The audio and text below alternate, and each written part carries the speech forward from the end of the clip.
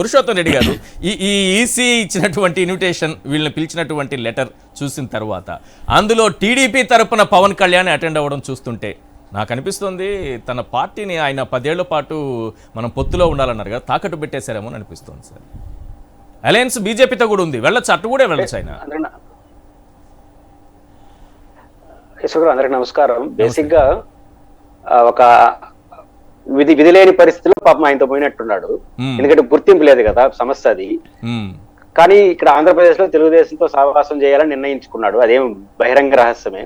బీజేపీతో వదులుకోకూడదు అనుకుంటున్నాడు. ఈ మధ్యలో నైతిక సమస్యలు ముందుకు వస్తాయి.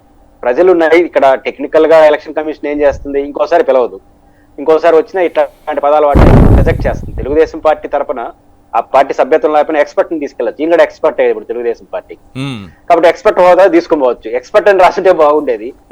ఇప్పుడు వైఎస్ఆర్సీపీ మీరు అన్నట్టుగా వైఎస్ఆర్సీపీ తరఫున ముగ్గురు వెళ్ళారు సార్. విజయసాయి రెడ్డి గారు MP, Margani Bharat MP Rajahmundry, Tummala Lokeshwara Reddy ex IT adviser AP.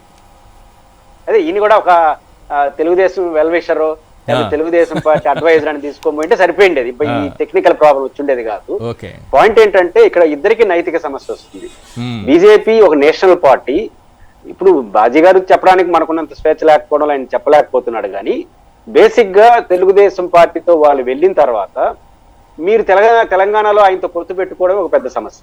ఇప్పుడు మీ పార్ట్నర్ గా ఉన్న వ్యక్తి మీరేమన్నా వద్దు ఆంధ్రప్రదేశ్, ఇప్పుడు జాతీయ స్థాయిలో బాజీ గారు ఏమంటారంటే మా అలయన్స్ అంటాడు. ఏదన్నా జాతీయ పార్టీ పవన్ కళ్యాణ్ గారి పార్టీ ఆమె ఉన్నదే ఆంధ్రప్రదేశ్ లో కాదు. ఆంధ్రప్రదేశ్ లో తెలుగుదేశం జాతీయ ఇంకెక్కడ ఉంది. కాబట్టి జాతీయ పార్టీ కాబట్టి మేము ఇంకొక రాష్ట్రంలో ఇంకొక రాజకీయ అలయన్స్, ఇక్కడ ఒక అలయన్స్ అని చెప్పుకోవడానికి కూడా స్కోప్ లేదు.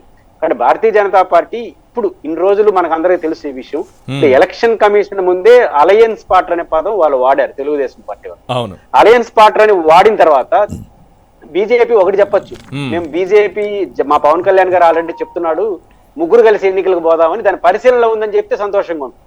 ఇప్పుడు తెలుగుదేశం పార్టీతో కలిపి బీజేపీని కూడా తీసుకెళ్లాలని పవన్ కళ్యాణ్ గారు అనుకున్నారు కదా, కాన్ఫిడెంట్ గా చెప్తున్నాడు. కాబట్టి మేము భవిష్యత్తులో దాన్ని కూడా పరిగణలో తీసుకుంటున్నాం కాబట్టి ముందే పంపించినాము గ్రౌండ్ ఏర్పాటు చేయడం కోసం. కాబట్టి మేము కూడా పోయి ఆలోచన పరిశీలన చేసుకుంటే మనకు అభ్యంతరం లేదు.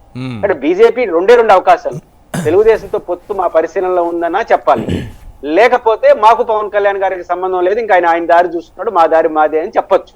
అలా చెప్పకపోతే బీజేపీ గౌరవం దెబ్బతింది. వాళ్ళు ఇదే కదా సార్, మీరు ఇలాంటి ఆధారాలు ఎన్ని చూపించినా, ఇలాంటి అంశాలను ఎన్ని చూపించినా, ఎందుకంటే టీడీపీ జనసేన రెండు కూడా కలిసి మీటింగులు పెట్టుకుంటాయి, కలిసి మేనిఫెస్టోలు రూపొందించుకుంటారు, కలిసి సభలు ఏర్పాటు చేస్తామనేసి కూడా అనుకుంటారు.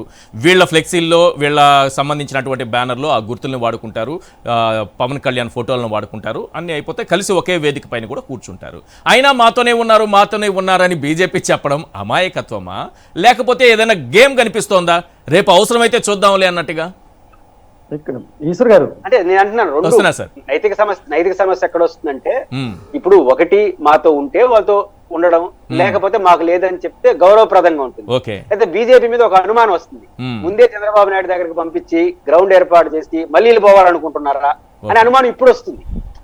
అంటే ఏదైనా ముందు అంటే ఇది బీజేపీకి మంచిది కాదు. అంటే మీరు ఎవరితోనే ఉండండి, వాళ్ళ ఛాయిస్ వాళ్ళు, ఎవరితో ఉండాలనేది ఆ పార్టీ నేషనల్ పార్టీ. ఒకే రాష్ట్రంలో మా పార్ట్నర్ అని చెప్తూ ఇంకో ఆయనతో చెప్పడం, పైపు తెలుగుదేశం ఏమంటా ఉంది, లోకేష్ గారు ఇండియాకి ఎన్డీఏకి సమాన దూరం అంటా ఉన్నారు. అవును, వాళ్ళన్నా మీతో వస్తా ఉంటున్నారా? పైపించి తెలంగాణలో డైరెక్ట్ గా కాంగ్రెస్ సపోర్ట్ చేసి డైరెక్ట్ గా జెండా ఎత్తుకొని తిరిగినారు. మీకు మా జనసేన మద్దతు లేదు. అంటే ఇట్లాంటి వాతావరణం బీజేపీ క్లియర్ చేయకపోతే వాళ్ళకి ఒక నైతిక సమస్య వస్తుంది. ఆ నైతిక సమస్య బీజేపీకి గౌరవం కాదు. పైపించి అవసరమే ఉంది మీకు ఆంధ్రప్రదేశ్ లో మీకు ఒక నేషనల్ పార్టీ, ఫుల్ మెజారిటీ ఉన్న పార్టీ చిన్న విషయంలో ఈ డైరెక్షన్ తీసుకోకపోవడం అంత మంచిది కాదు బీజేపీ. రైట్.